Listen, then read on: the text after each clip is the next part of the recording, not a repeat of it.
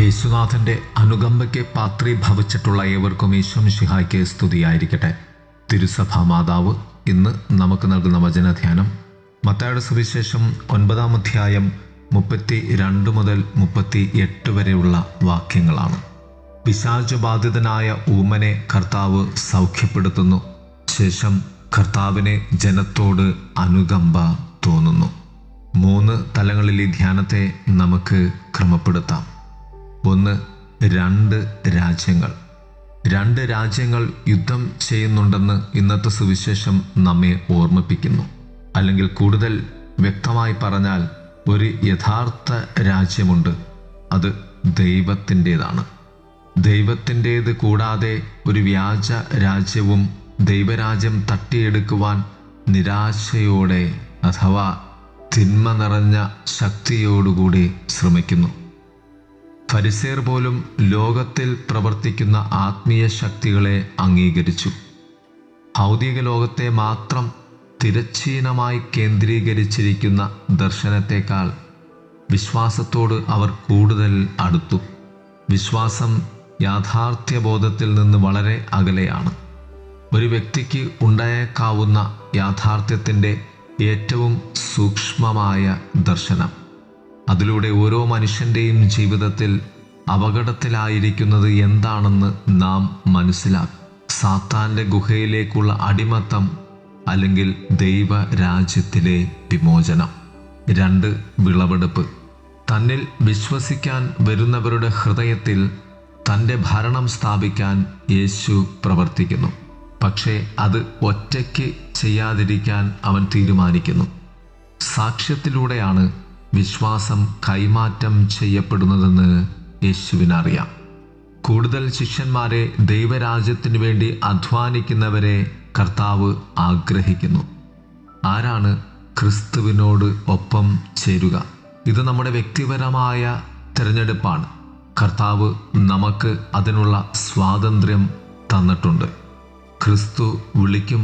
നമുക്ക് ആ വിളി കേട്ട് ക്രിസ്തുവിനോടൊപ്പം പോകാം, പോകാതിരിക്കാം. അത് നമ്മുടെ തിരഞ്ഞെടുപ്പാണ്. ഈ യുദ്ധത്തിൽ പ്രവേശിക്കാൻ ധൈര്യം ആവശ്യമാണ്. ദൈവത്തിന് വേണ്ടി ഒരു വേലക്കാരനായതിനാൽ ചിലപ്പോൾ നാം അപമാനിക്കപ്പെടും. ക്രിസ്തുവിന് വേണ്ടി നാം അധ്വാനിക്കുമ്പോൾ നമുക്ക് എങ്ങനെ തോന്നുന്നു എന്ന് കേൾക്കുവാൻ ക്രിസ്തു എപ്പോഴും ആഗ്രഹിക്കുന്നുണ്ട്.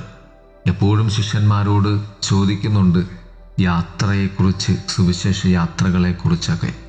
പ്രിയമുള്ളവരെ, ക്രിസ്തുവിന് വേണ്ടി ക്രിസ്തുവിൻ്റെ വയലിൽ വേല ചെയ്യുവാൻ ഞാൻ ഒരുക്കമാണെങ്കിൽ നാം ക്രിസ്തുവിൻ്റെ പക്ഷത്തേക്ക് ചേർന്ന് നിന്ന് ഈ വിശ്വാസം സാക്ഷ്യമായും ക്രിസ്തുവിന് വേണ്ടിയും ദൈവരാജ്യത്തിന് വേണ്ടിയും ജീവിക്കേണ്ടതുണ്ട്. 3. ദൈവരാജ്യത്തിനായുള്ള ഒരു സേവകൻ്റെ ഹൃദയം. വിശുദ്ധ മരിയ ഗൊരേറ്റയുടെ തിരുനാൾ നാം കൊണ്ടാടിയതേയുള്ളൂ.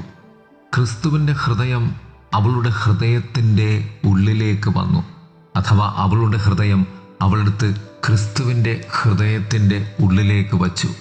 ഇതാണ് അവൾക്ക് ആ പരിശുദ്ധിക്ക് വേണ്ടി, ആ വിശുദ്ധിക്ക് വേണ്ടി നിലകൊള്ളുവാൻ സാധിച്ചതിൻ്റെ ഏറ്റവും വലിയ രഹസ്യം.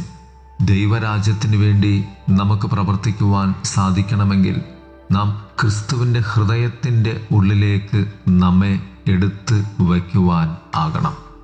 ക്രിസ്തുവിൻ്റെ ഹൃദയമാണ് ഇന്ന് നാം വായിച്ച് കേൾക്കുന്നത്. സുവിശേഷത്തിൻ്റെ 2-ാം ഭാഗം, അവന് അവരോട് അനുകമ്പ തോന്നി എന്ന്. ഇതാണ് ക്രിസ്തുവിൻ്റെ ഹൃദയഭാവം.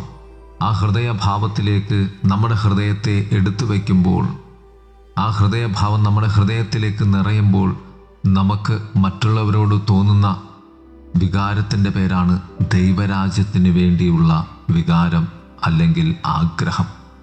ക്രിസ്തുവിനോട് ഒപ്പം നിൽക്കുവാനും നമ്മെ പീഡിപ്പിക്കുന്നവരോട് പോലും അവൻ്റെ അനുകമ്പയുള്ള ഹൃദയം പ്രകടിപ്പിക്കുവാനും നമുക്ക് അങ്ങനെ ധൈര്യം ഉണ്ടാകും. ഇതാണ് വിശുദ്ധ മറിയ ഗൊരേറ്റയ്ക്ക് തന്നെ കുത്തിക്കൊന്ന അലസാൻഡ്രയോട് ഉണ്ടായിരുന്നത്. സ്നേഹം, സ്നേഹം, ക്ഷമ, അനുകമ്പ. പ്രിയമുള്ളവരെ, നമുക്ക് യേശുവിനോട് ചേർന്ന് ദൈവരാജ്യത്തിന് വേണ്ടി നിലകൊള്ളാം. ദൈവം നമ്മെ സമൃദ്ധമായി അനുഗ്രഹിക്കട്ടെ. ആമേൻ.